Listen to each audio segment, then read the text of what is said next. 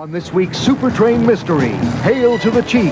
Two dwarfs and a magician replace a presidential candidate with a double so real, even his wife can't tell. JJ, all I want to do right now is go to bed. On Supertrain. The end of the 1970s was not the best time to launch a new TV series in America. The ratings war meant that a show had to find an audience immediately, and if it didn't, it would be pulled from the air within weeks.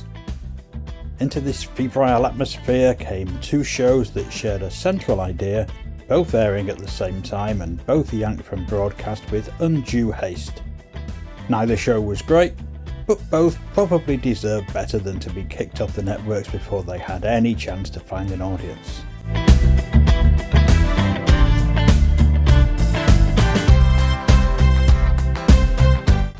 In 1979, there were two big shows in the US that had somewhat reinvented what weekly episodic television was. The appetite for anthology shows like The Twilight Zone and Alfred Hitchcock Presents had fizzled out at the start of the decade, with the belief that audiences wanted continuing characters, if not continuing stories.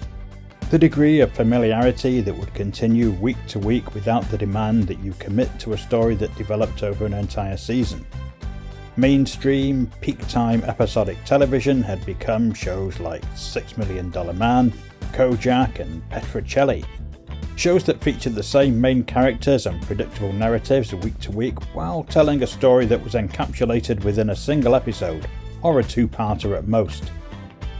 Both Fantasy Island and The Love Boat offered something a little different, sitting somewhere between a continuing series and an anthology show, with weekly stories that were led by guest stars while a regular cast kept some sort of continuity as supporting characters.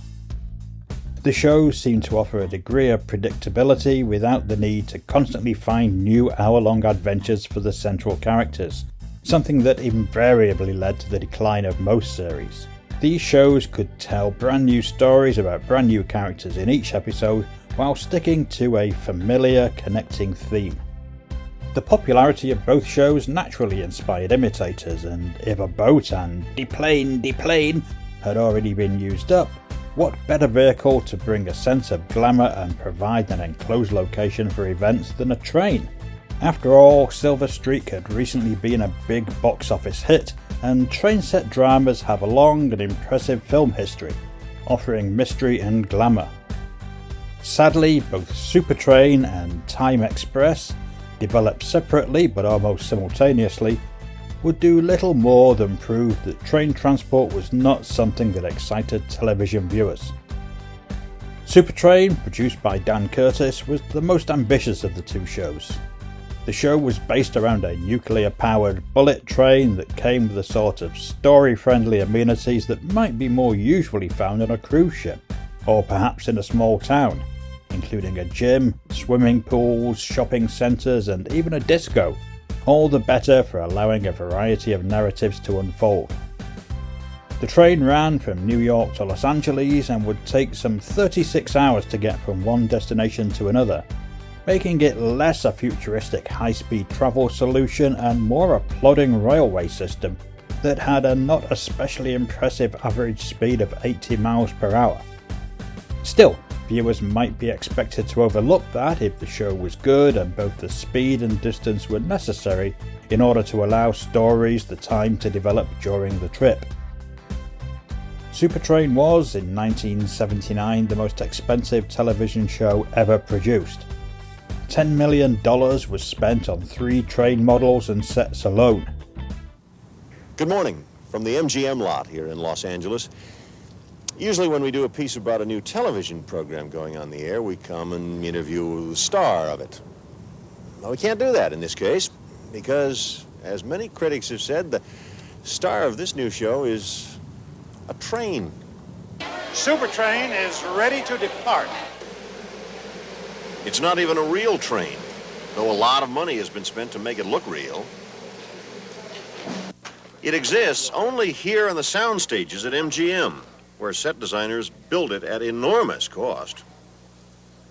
I noticed that the logo, after that stuntman walked out, it's a little rough, so what we'll do is touch that up and kind of fix that trim around the windows. Ned Parsons, in charge of designing and building what is easily the most expensive set ever made for a TV program. Yeah, we can, he has easy Yeah, access to you're it. right, because these are all functional, and they should work. Yeah. Lights, all the lights function. Jim, let's go up To build this elaborate mock-up, a train going nowhere, 250 workers labored in shifts around the clock for 3 months. All that manpower and overtime got to be frightfully expensive. How expensive? Well, reportedly at least $5 million just to build the set. The program, if it doesn't work, could be canceled after 13 weeks. Impressed by the spectacle, the BBC bought the show for the UK, paying a whopping $25,000 an episode, one of the biggest international deals at the time. Back then, both the BBC and the ITV network routinely showed US programming at peak time, and both Fantasy Island and The Love Boat were popular shows on ITV, so this probably seemed like a sensible move. The deal had been done before the show was aired, before the show was even completed in fact, which was rather unfortunate for the BBC and the licence fee payer. Everyone, it seemed, was absolutely convinced that Supertrain was going to be a ratings smash, the likes of which had never been seen before. Unfortunately, no one had bothered to ask the public if this was a show that they would watch. Supertrain was heavily promoted by NBC, but the 2-hour pilot was beaten in the ratings by a Charlie's Angels special that had admittedly been programmed as a spoiler by ABC, and it was all downhill from there. The interwoven stories were not particularly interesting, and both Fantasy Island and The Love Boat were already doing the same sort of thing more impressively. The guest stars for the first episode were familiar but not especially compelling names. The likes of Stella Stevens, George Hamilton, Don Stroud, Fred Williamson and Keenan Wynn were not exactly must-see performers.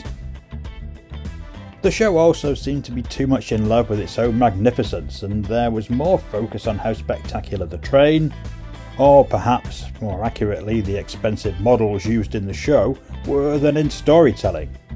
A fatal mistake given that viewers were clearly not in love with the idea of a fancy train and wanted something more than hackneyed plot lines that they'd seen 100 times before. While the shows that had inspired it focused on romance, Supertrain tried to be a suspense drama, and those sort of stories don't lend themselves as easily to a throwaway format with no continuing characters. No one really cared about the dangers facing characters who they were unfamiliar with and would never see again. The pilot episode was watched by 16.24 million viewers. Ironically, a pretty impressive amount these days, but definitely not so at the time when the big 3 networks were dominant in the US. After 5 episodes, Supertrain was given an emergency overhaul, shifting from drama to comedy and changing much of the ongoing cast. But it was too little too late. There was nothing that could be done for the shows already filmed, and instead of taking a break to overhaul the show properly, they just carried on broadcasting after a couple of weeks off. Viewers who had already rejected the show had no reason to think that anything had changed. The ratings continued to plummet down to 7 million by the end, and NBC found itself facing a massive financial loss. This and the following year's boycott of the Moscow Olympics almost bankrupted the network. The show was pulled from the air after just 9 episodes, and the BBC never even broadcast the series they'd spent a fortune on, despite the existing episodes representing a more than typical UK season length. You might have reasonably expected the broadcaster to have found somewhere to place the show, even if it was a late night slot on BBC Two. But no. Critics were merciless in their treatment of Supertrain, and many pointed out that rather than attempting to match the luxury and sophistication of other train-based stories like Murder on the Orient Express, The Lady Vanishes and the aforementioned Silver Streak, the show just seemed loud, crass and down-market. Everything about Supertrain, even down to the title itself, which seemed the sort of thing that a 10-year-old might have come up with, felt cheap, ironically enough. Supertrain would eventually become a byword in television folly, which the producers of Time Express must feel very grateful for. because although less infamous, this show was an even bigger flop. What would you do if you could travel back in time and relive a turning point in your life? It's possible aboard the Time Express. A doctor must find a mysterious man from his wife's past.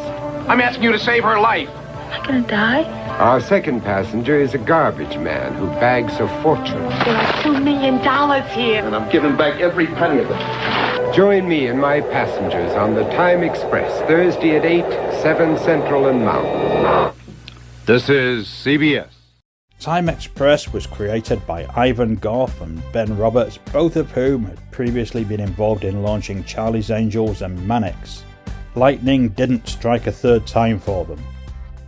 The show featured husband and wife team Vincent Price and Coral Brown as the hosts of the titular train, where passengers are taken back in time to relive an important moment of their lives and perhaps change things and learn lessons. The Twilight Zone twist made it sound more interesting on paper, but the stories were once again a series of lackluster and stereotyped tales, with second-rate guest stars who didn't pull in the viewers. Worse still, it wasted Price and Brown, who were confined to the opening and closing scenes with little to do. There was the opportunity for some level of wit to be shown here, but sadly the writers of the show weren't up to it, and Price in particular is left struggling to give any life to his character. When you make Vincent Price look bland and humourless, you know something's gone terribly wrong. Hello, I'm Butch.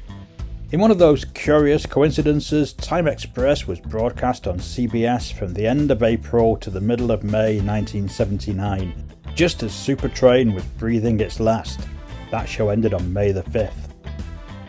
Viewers might well have been immediately wary of, or even confused by, another train set series with a similar episodic premise, and in any case, Time Express was possibly even worse than its costlier rival. Viewers like me, attracted by Price and the time travel premise, were quickly disappointed and tuned out. After just 4 episodes, Time Express was yanked from the air by CBS. I've seen it since referred to as a mini-series, which I guess it was by default. But make no mistake, this wasn't planned to only run for a month. Ironically, this show was broadcast by the BBC, who presumably picked it up for a song. At least I hope they did. I don't know why they didn't simply run both shows as a single series. Was Supertrain that bad? The failure of these shows effectively did for train-based drama on television, and also showed that the Fantasy Island Love Boat format had been entirely exhausted by those 2 shows, both of which still had several years left in them. Neither Supertrain nor Time Express has undergone a retrospective critical reassessment, with good reason. They're not, as I record this, legally available on DVD or Blu-ray or any streaming format that I know of. But you can find several episodes here on YouTube if you desire to explore further. So, have you seen either of these shows? What do you think of them? Let us know in the comments. And why not give this video a like and hit the subscribe button if you've yet to do so? You know it makes sense. Thanks for watching, and I'll see you again soon.